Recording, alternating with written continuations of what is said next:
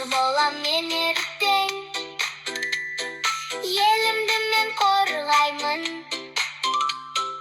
көк туымды көтеріп, мақтанышпен қараймын.